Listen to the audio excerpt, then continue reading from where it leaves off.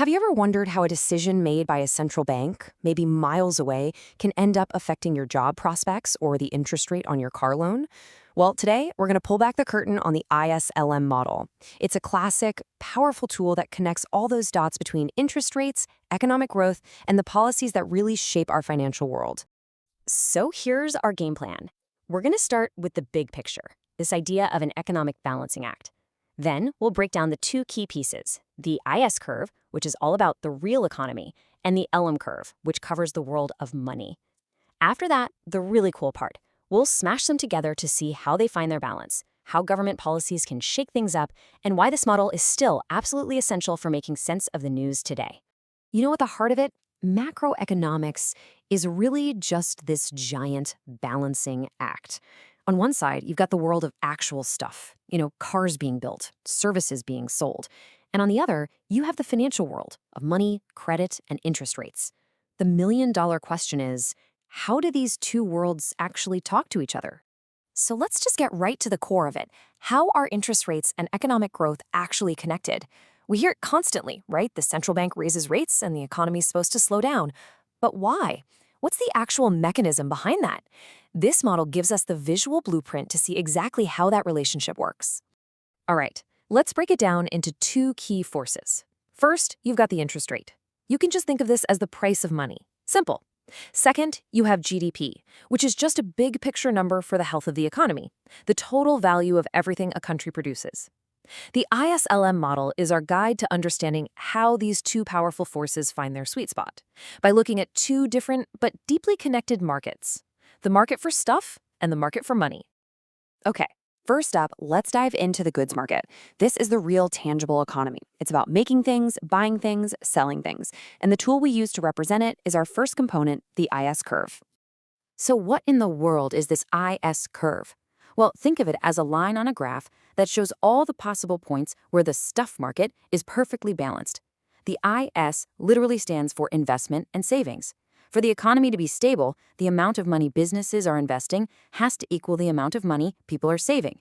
This curve shows us every single combination of interest rates and national income where that balance holds true. The logic behind this is actually super intuitive. Let's just walk through it. Step 1, interest rates fall. That means it's suddenly cheaper for a company to get a loan to build a new factory or buy new computers. So what do? Naturally, they invest more.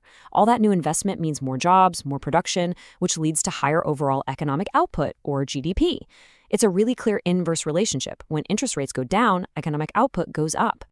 And this slide right here shows us exactly how we get that downward slope. It's brilliant.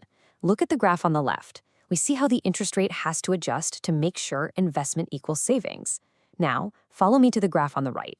We literally just take each of those balanced points, plot them, connect the dots, and boom, you've got your downward sloping IS curve. It's the visual proof of that inverse relationship we just talked about. Okay, we've got one half of our model down, but that's just the stuff side of the economy. What about the money side? Well, let's dive into the money market, which is represented by our second key piece, the LM curve. So the LM curve, it's the other side of the coin to the IS curve, but this time it's all about the money market. The LM stands for liquidity preference and money supply. Liquidity preference is just a fancy economist term for how much cash people want to have on hand. So the LM curve shows us all the points where the amount of cash people want is perfectly matched by the amount of money the central bank has made available. Now, the logic here works a little differently. Let's say the economy is booming. National income is going up. Well, people are buying more stuff. Businesses are making more sales, paying more salaries. Everyone just needs more cash on hand for all these extra transactions. So the demand for money goes way up. The thing is, the central bank usually keeps the supply of money fixed. And what happens in any market when demand for something goes up but the supply stays the same? Its price goes up. And the price of holding money is the interest rate you're giving up by not saving it. This slide really brings that logic to life. See that vertical line on the left? That's the fixed money supply. It doesn't move. But as the economy grows and income rises, that downward sloping demand curve keeps shifting to the right. People want more cash. So for demand to meet that fixed supply, the price of money, the interest rate, has to climb higher. We just take those intersection points, plot them on the graph to the right, and we trace out our upward sloping LM curve. All right, so we've built our two key players. We've got the IS curve for the stuff market and the LM curve for the money market. Now for the magic. Let's see what happens when these two worlds finally meet. This is the moment where the real economy of production and the financial economy of money finally come together, shake hands, and agree on a single interest rate and output level for the whole system. And here it is, that single point where the two lines cross. That's the sweet spot. That's the one and only combination of economic output, which we call Y star, and interest rate, R star, where everything is in balance. The goods market is happy, the money market is happy, and the entire macroeconomy finds its equilibrium. So, what's so special about this one little dot? Well, it's basically giving us a complete snapshot of the economy's health. It tells us that investment equals savings, so the goods market is stable. And it tells us that the demand for money equals the supply of money, so the financial market is stable too.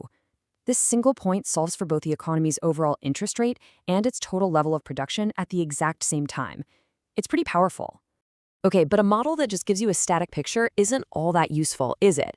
The real power of the ISLM framework comes from using it to see what happens when governments or central banks actually start pulling levers and taking action. So, who's pulling these levers? Well, you've got two main players. On one side, you have fiscal policy.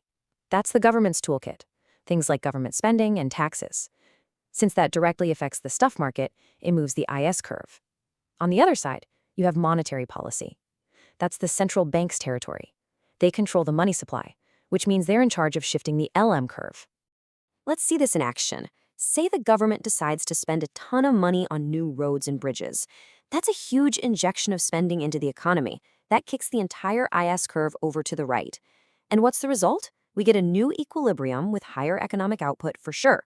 But because all that new activity creates more demand for money, interest rates also get pushed up.